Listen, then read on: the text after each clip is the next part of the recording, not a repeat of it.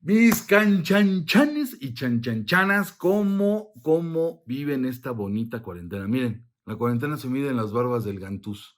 No la he cortado desde el 15 de marzo. Es mucho, ¿no? Ya chole con esto. Pero bueno, aquí están sus apuntes chamánicos para que no sientan que algo les falta, para que los acompañe esta bella voz en estos momentos de encierro, donde nadie les hace caso. En fin, es una cosa muy bonita. ¿De qué vamos a hablar hoy?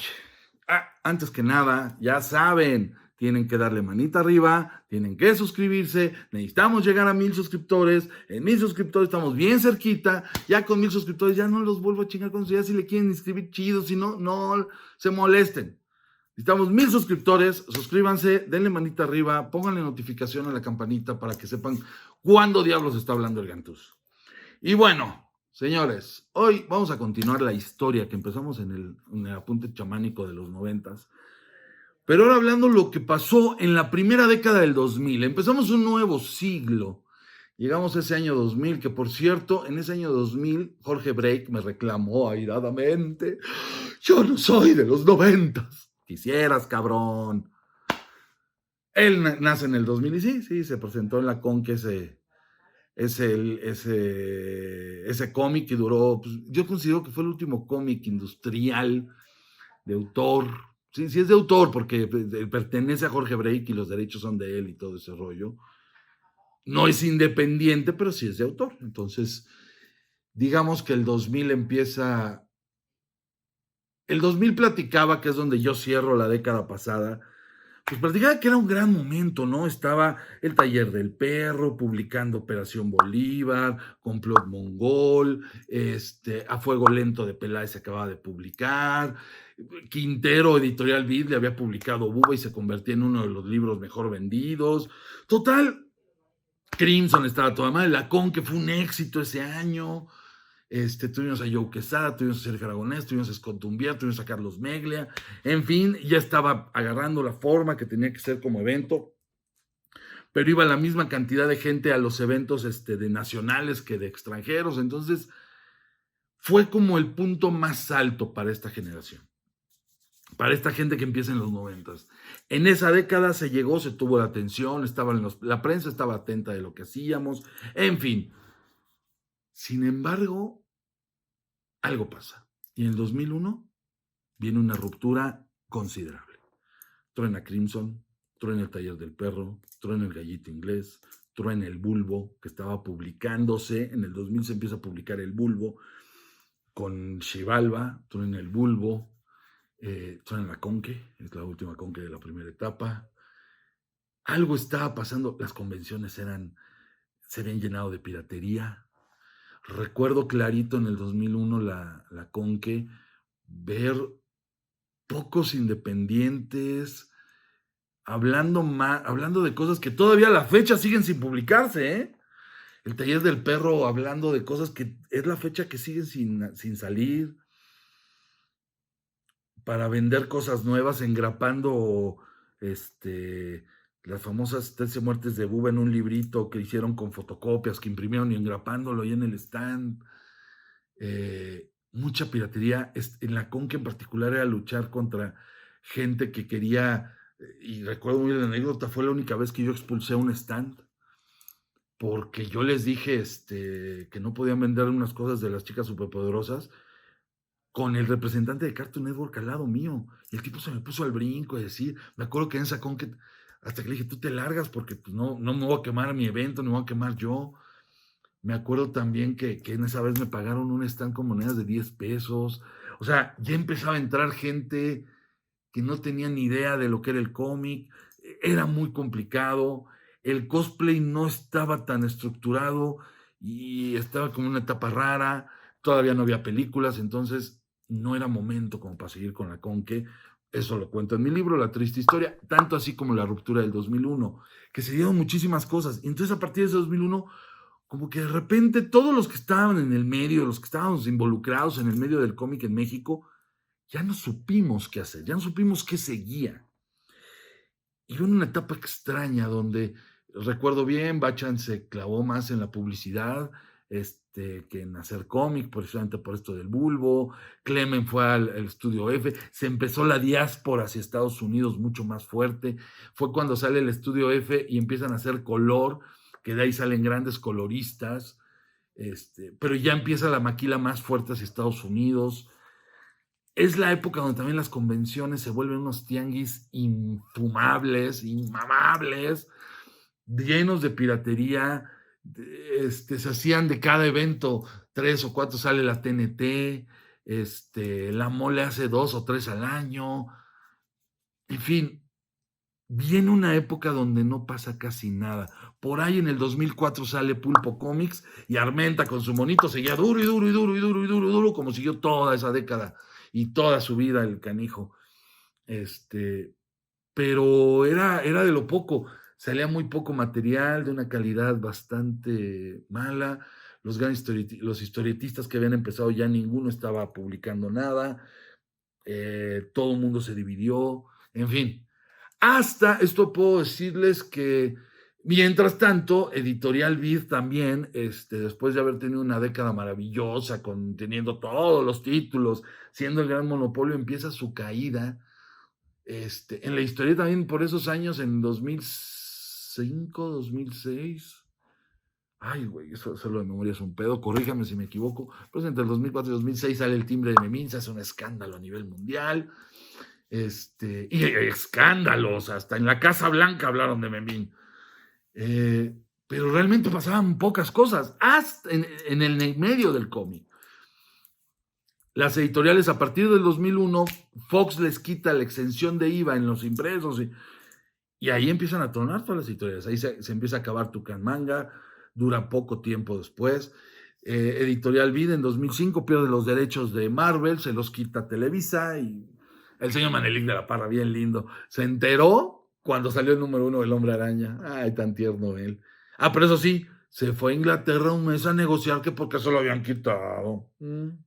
Pero bueno, ya sabemos que ese Junior destrozó ese editorial, que duró poco, por ahí del 2008, 2009 ya estaba dando sus últimos estertores, nada más con Memín, y pues lo último que hizo ya se los contaré en el siguiente capítulo.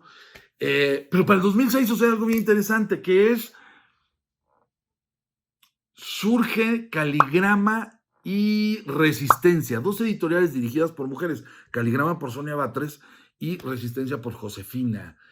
Y empiezan a publicar. En Caligrama entro yo a participar como editor y sacamos un Vini, el perro de la Balbuena, que era la primera vez que salió una recopilación, Operación Bolívar y El cadáver y el sofá de Tony Sandoval. Tal vez la única obra que quedó más o menos legible con el formato Capulinita que se tenía en ese momento. Resistencia saca Monorama, después saca libros de Beteo, nosotros también sacamos Gris en 2007, yo trabajo en Caligrama más o menos hasta el 2008, que me salgo de ahí. Pero en 2007 pues, se publica Gris, publicamos el primer tomo del Bulbo, publicamos Querubín, que ahí es donde realmente empieza el problema con el tamaño Capulinita, porque Clemen decidió adrede ponerlo a un nivel como para boicotear el tamaño de Caligrama, y bueno, hizo que muchas cosas de Querubín no se tuvieran que leer con lupa. Después se siguieron haciendo algunos libros, sacamos Micro en 2008, que fue la primera novela, una gran novela gráfica, lástima que por ahí perdí en el tiempo, pero es una gran novela gráfica de Micro. En fin, hay una gran cantidad en ese momento Resistencia también publica Beteo, publica a Luis Fernando con Comixtlán, que es una obra maravillosa. Pero en 2007 sucede algo, o sea, estaban estas editoriales, nosotros estábamos yendo, y me acuerdo muy bien, sucede algo que no lo van a creer, pero sí cambió muchísimo lo que sucede después, para el 2008-2009. A Bachan le da leucemia, esta enfermedad, cáncer en la sangre, sus glóbulos blancos, se dejan de producir glóbulos blancos, tengo entendido, en fin, todo un problema, y esa fue la enfermedad que mató, por ejemplo, a la hija de Eisner y mató a algún dibujante. No sé si me equivoco, pero creo que fue algo también como a Marc Silvestri o a uno de esos dibujantes de ese grupo. La verdad, no estoy. Pero en ese momento, pues fue una noticia dura. Se organiza por primera vez, nos juntamos toda esta generación de dibujantes y se hace el famosísimo bachatón, que se llamaba 12 monos por bachan, y la idea era un pliego donde tú pagabas 200 pesos, ese dinero iba íntegro para la familia para pagar los gastos médicos, que aunque Bachan tenía su seguro de gastos médicos, había muchos gastos que no cubrían y esos estaban llegando a un punto fuerte. Esa vez nos juntamos en la famosísima Galería de Kong de Jorge Alderete, que nos la prestó y se vio muy amable, junto con Clarisa, su mujer, y se organiza este evento, el de 12 monos por Bachan, donde por primera vez nos reunimos todos con un objetivo común. Y ahí nos hizo pensar un poquito que podíamos hacer trabajos en equipo, cosa que luego les platicaré qué sucedió. Para cuando Bachan, gracias a lo que sea que cualquiera crea, se salva, mi compadre, él viene con un ímpetu diferente. Es obvio que cuando enfrentas este tipo de situaciones, tu vida cambia y trae un ímpetu muy diferente.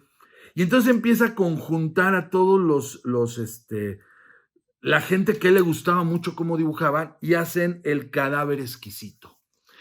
Pero la característica es que era un webcómic. En el 2008 sale Producciones Balazo y empieza a hacer webcómic. No éramos los primeros que hacía webcómic, no, ya estaba con George Chip, que ahorita no me acuerdo el nombre, pero estaba Jorge Pinto con Bunsen teniendo bastante éxito, Cindy La Regia en aquel entonces, creo que había empezado en 2006 por ahí, aunque empieza en el cómic, en el de Punks, un contito así, que se publicaba en Monterrey y que tenía mucha publicidad, pero se publicaban estos personajes como el señor Ardilla, como Cindy La Regia, como los Tiraninjas de Cavazos, y Jorge Cavazos en ese entonces tenía el Caballo Negro. Ellos habían empezado por ahí del 2006 a sacar estos, y eran como los rockeros del momento, porque tenían miles de seguidores, y era impresionante cómo llenaban cualquier auditorio. En cambio, los que venían de los 90 estaban como regresando. ¿Qué sucede con Producciones Balazo? Que se vuelve el mostrarles cómo funcionaba el webcómic a los que venían de la tendencia. Uno de ellos, el que yo creo que mejor lo entendió, fue Augusto Mora, pero Augusto no entra en el Cadáver Exquisito. A mí se me ocurre que, bueno, en el Cadáver Exquisito entraron gente como Humberto Ramos, gente como Clement, Bachan, obviamente, que era el que lo organizó, Lucas Marangón, Paco Herrera, ¿quién más? Pepe Quintero entró en una primera etapa. Bueno, igual y se me olvida. Pero bueno, esto era parte del sitio de Producciones Balazo, donde ahí empiezo a publicar yo mi blog, Esto es Perfecto. Clemen empieza a publicar Interzone, donde salen Los Perros Salvajes y Los Diablitos, y Bachan publica El Bulbo. En produccionesbalazo.com estaba El Bulbo, en Esto es Perfecto estaba mi blog, y en Interzone estaba lo de Clemen. El Cadáver Exquisito, y a mí, después de ver esto, digo, bueno, pero faltan los que hacen cartoon, porque a mí me gustaba mucho el trabajo de Augusto Mora, estaba también Micro, Bev, Polo Jasso. Entonces era gente que yo quería, y entonces le propongo a Bachan pues hacer como la contraparte, ¿no? Si ellos tenían la parte seria, y pues nosotros hicimos la parte cartoon y se hizo el Muertito Sabrosón. Bueno, esos dos webcómics causaron bastante expectación. La gente lo seguía, empezaron a entender, la vieja generación de los 90 se empezaba a unir con la gente que hacía webcómic. ¿Por qué? Porque en esa época los eventos eran una mierda, pero había un evento que era bastante bueno, que era el Encuentro de Caricatura e Historieta. Y en aquel entonces había presupuesto, iba Aragonés, Rius, era una maravilla de evento que se hacía dentro de la FIL de Guadalajara. Y en ese evento, en el 2009, si no me equivoco, nos reunimos, o fue 2008, bueno, uno de esos 2 años. Lo importante fue que nos reunimos comiqueros de la vieja guardia, fue Carlos García Campillo, fue Yarena, fue Bachan, fue Clemen, con webcomiqueros como Jorge Pinto, como Cucamonga, como Jorge Cavazos, Y entonces empezamos a conocernos, a platicar entre nosotros y empiezan a salir las actividades en conjunto como el 8x8 o, o hacer conferencias o platicar. Y entonces ese encuentro empieza a enriquecerse mucho con la presencia de historietistas, tanto los que venían de los 90 que apenas estábamos entrando al rollo digital, contra los que estaban de... Entonces, para el 2007-2008 ya estaba muy compenetrado esto y todo lleva a que se empiecen a hacer eventos de mayor calidad. El Centro Cultural de España para el 2009 empieza a hacer también ¿cómo se llamó? El encuentro de narrativa gráfica.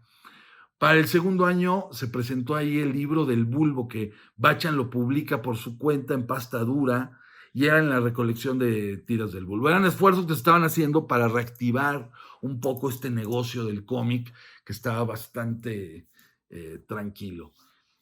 En el 2010 sucede algo que a nivel personal a mí me llenó mucha alegría porque era la primera exposición que se hacía desde puros cuentos en 1987. Hablo de la primera exposición en serio, con promoción, con una museografía en un centro cultural, una exposición sobre historieta. Y se llamó Del Paquín al Webcomic. Tuve la suerte de ser el curador de esa exposición. Y se organizó junto con este encuentro de narrativa gráfica donde estuvo Max, donde vino Manuel Fondevila, donde vino Santiago García. Y en aquel entonces, en el 2010, sucedieron un par de cosas que, en particular, bueno, pues en el 2010, más bien lo voy a contar ya en la siguiente, que es el nacimiento de Festo. Pero para el 2010 se hace este evento y en Veracruz había hubo una tormenta tropical, un huracán que dejó bastante mal a la ciudad de Veracruz y a los pueblos. Entonces se le estaba pidiendo ayuda. Y a nosotros se nos ocurrió, y yo le propuse al Centro Cultural de España hacer un monito de arena por Veracruz. En aquel entonces nosotros ya estaba un buen grupo de dibujantes haciendo webcómic. Se habían incorporado Juaneles, se había incorporado muchísima gente que luego empezó a sacar sus propios libros. Augusto Mora ya empezaba a publicar Mi Muerte Querida. Juanel era un continuo y además tenía una especie de pequeñas historias hechas por varios que según Juan L. siempre nos dijo, fueron los que no aceptaron el muertito ni el cadáver, entonces ellos hicieron lo suyo, en fin. La verdad es que fue una época bastante linda, más o menos del 2000, quitando la época esta donde Bachan estuvo con leucemia, la publicación empezó a ser mucho más considerable, había más libros de historieta, pero también había mucho webcómic, y ya era el momento de dar el paso. En 2010, cuando se juntan para el monito de arena para Veracruz, ¿qué era el monito de arena? Era que tú llevabas 1 kilo de comida, 1 kilo de algo, latas, y a cambio te íbamos a dar un vale, y ese vale tú podías cambiarlo por un dibujo de cualquiera de los que estuvieran sentados. Teníamos a Bachan, a Sixto Valencia, estaba Ricardo Peláez, Frick. Fue la primera vez que se juntó el Taller del Perro en mucho tiempo, quitando a Pepe Quintero, que no, Pepe Quintero creo que, no me acuerdo si nada, no, fue en Festo cuando se juntaron todos.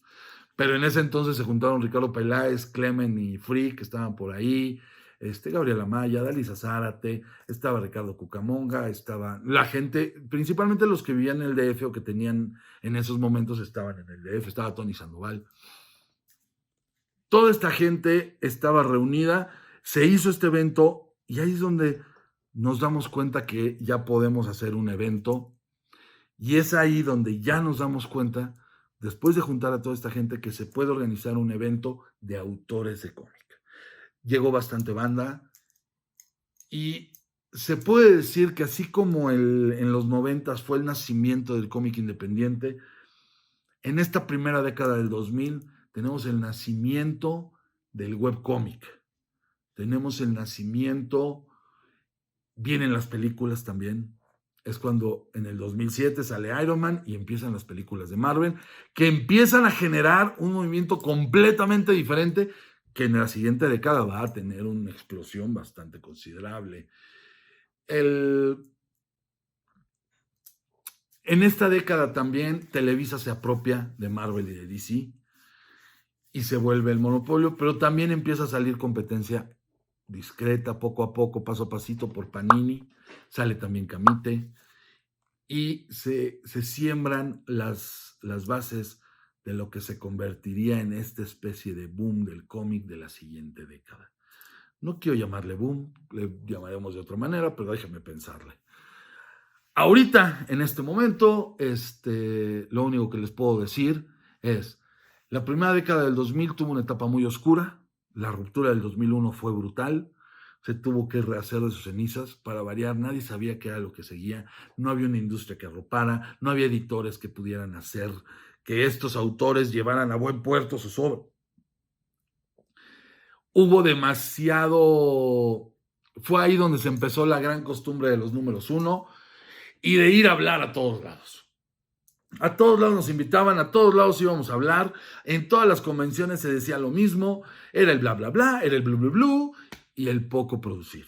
Siempre se agarró de es que cuesta mucho imprimir, en los 90 teníamos que imprimir, en el 2000 empieza a cambiar eso porque primero ya llega otra generación que le vale madre lo que hicimos otra vez. Sin embargo, ahora sí tuvimos la oportunidad de reunirnos, de juntarnos, de intercambiar opiniones. Recuerdo muy bien a Bachan hablando con Jorge Pinto para que le diera tips de cómo se manejaba esto. Recuerdo muy bien el encontrarme con Cucamonga en Guadalajara y platicar largo y tendido sobre este negocio, cómo lo veían ellos y cómo lo veíamos nosotros.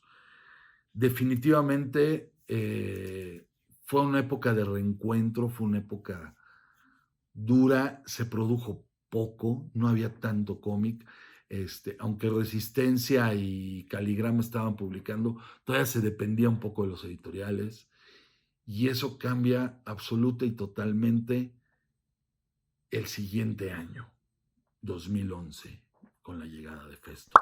Pero eso se los platico en el siguiente episodio.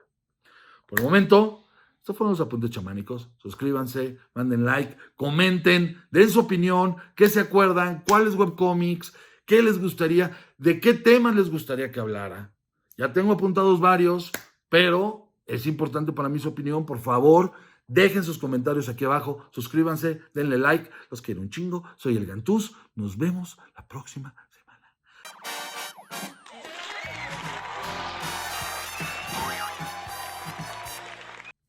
Bueno, vámonos con los cinco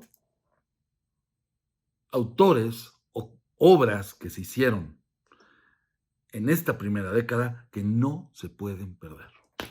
Vamos con el número 1. Definitivamente tienen que checar el trabajo de Juan L. Lo conocí en esa década. Me parece que es uno de los tipos más divertidos que existen haciendo cómic. Aparte, tiene un doctorado en física, lo cual lo ha hecho viajar por todo el mundo y es nuestro representante más reconocido. Su conferencia sobre la ciencia y sobre cómo se puede enseñar ciencia a través del cómic es maravillosa. Neto, lean a Juan L., vale un chingo la pena. Número 2.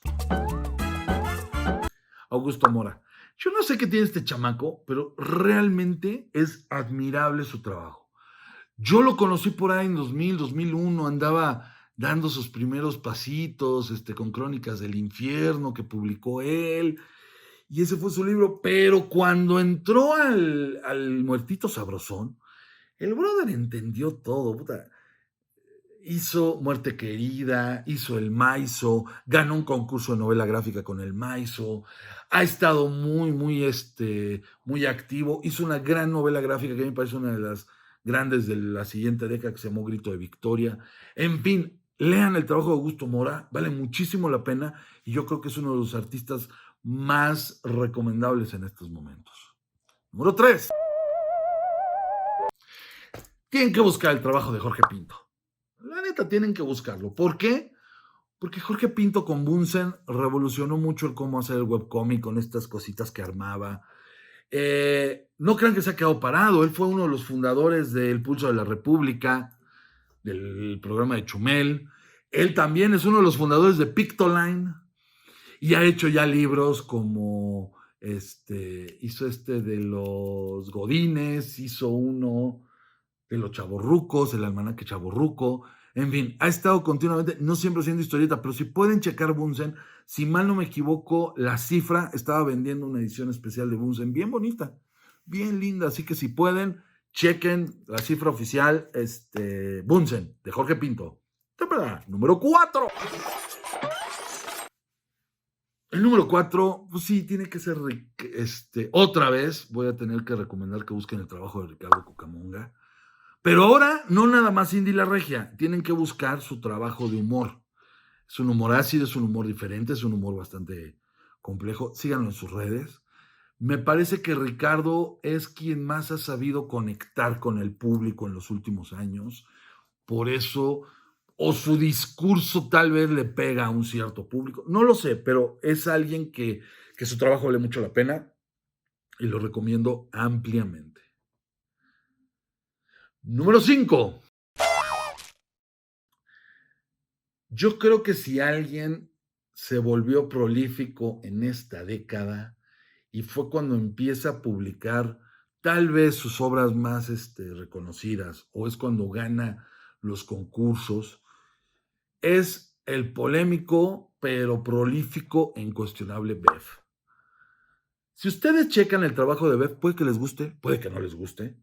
Sin embargo, nadie le puede negar que tiene un camino recorrido, tiene una obra que se ha solidificado con el tiempo, tiene una estructura y que ha sabido combinar su trabajo en la literatura con su trabajo en la historieta.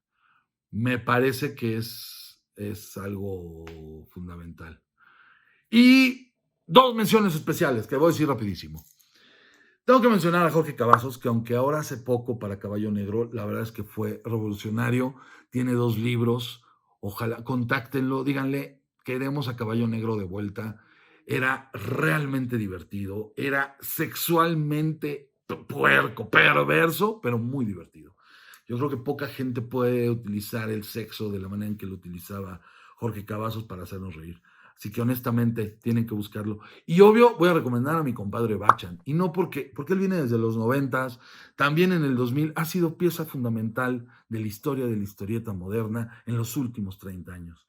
Fue él quien reunió a todos los historietas para hacer El Cadáver Exquisito, fue él quien puso el sitio y fue él quien no ha dejado de publicar. Entonces, la verdad, sacó su libro del Bulbo en el 2009 y siguió publicando continuamente. Creo que son 2 que merecen mención especial. Por favor, considérenlos. Adiós.